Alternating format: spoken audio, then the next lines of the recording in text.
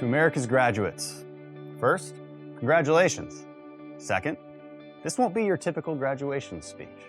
After all, it's not your typical graduation, so I won't read you lofty quotes from dead philosophers or deliver platitudes about finding yourself.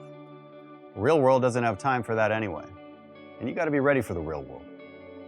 You get to graduate in one of the most memorable years in recent history. You're probably not that excited about it, I get that. Why would you be? You're stuck at home instead of spending your last year of school with your friends. You had plans, you had epic parties to throw, people to say goodbye to, a graduation to look forward to with all the gown wearing and cap throwing that entails. Instead of graduation pictures, you'll get, well, Tiger King and toilet paper memes, with a Zoom prom if you're lucky. But look at it this way. People will remember 2020, and that counts for something. A lot, actually. You may not realize it now, but you're being given something that many graduating classes before you did not have. Perspective. I know a little bit about that. I graduated high school in 2002. The year before, terrorists attacked our country and changed my generation forever. I graduated high school knowing that I would be going to war. 2 deployments to Iraq, another to Afghanistan, and a run-in with an IED blast that cost me my right eye. You want to learn a new perspective? Well, try losing an eye. And I don't mean a new sense of depth perception. I mean a new perspective. A perspective that forces you to tell a different story. Something that goes like this. I don't have to wear an eye patch. I get to wear an eye patch. And I wouldn't change that for anything. See, perspective is an important thing. It reveals a world, an experience, that gives you a previously unseen truth. And that truth is this. We are going to overcome this moment. Things are going to get better, a lot better. You think that isn't true? Is this the single toughest moment of your life? Maybe it is. If that's the case, then try this truth. Others have been through harder times than this, and they got through it, and you can too. You know, 8 years ago, I was woken up from a 5-day medically induced coma by a breathing tube being ripped out of my throat. I was in a military hospital, bedridden, blind, unable to move. It was the worst physical trauma I'd ever lived through. And self-pity was certainly an option. It always is. It's a tempting one. It's easy. It's even understandable. But it wouldn't have gotten me anywhere. So instead, I looked for perspective. See, my mom battled breast cancer for 5 years while she raised me and my brother. She eventually lost that battle, but I never once watched her live with an ounce of self-pity. If she could do it, so could I. That's perspective. From there, I met my wife, got married, went to Harvard, and now I'm a congressman. The American dream is possible for everyone, even if you get blown up every once in a while.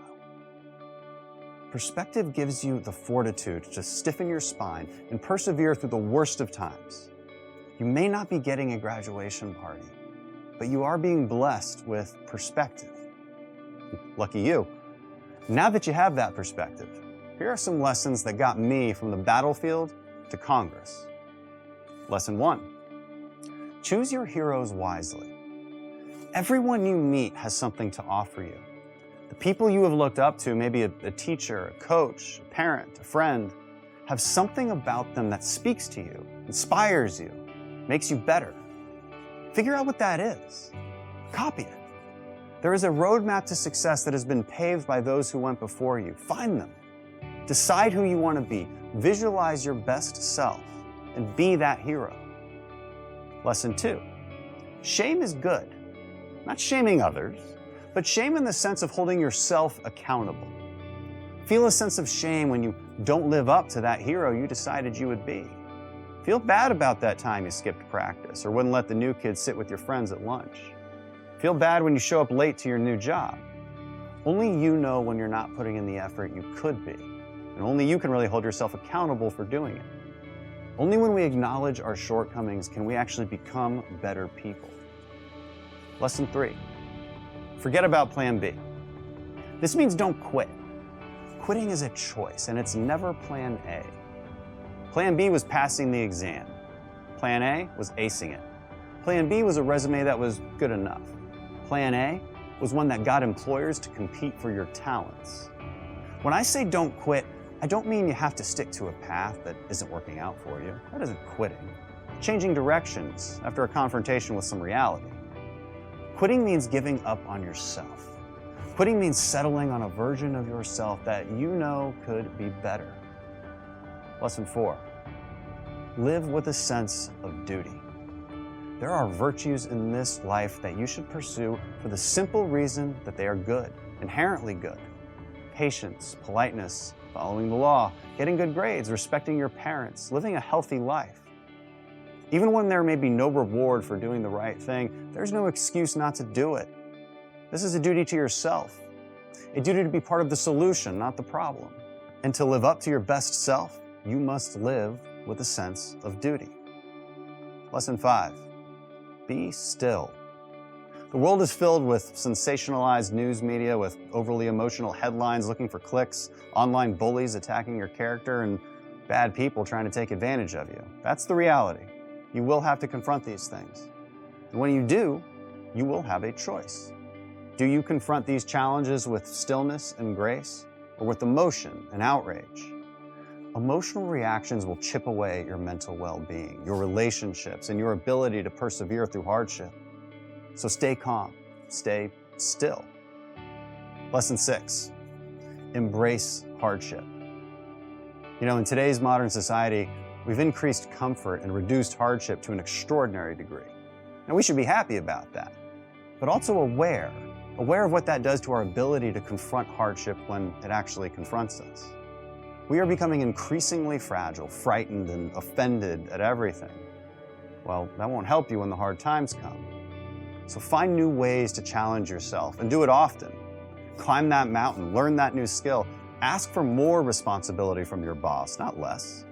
Hardship, especially when you seek it out, will make you better prepared for the world and more likely to succeed in it. You're graduating in a unique time. It won't be easy.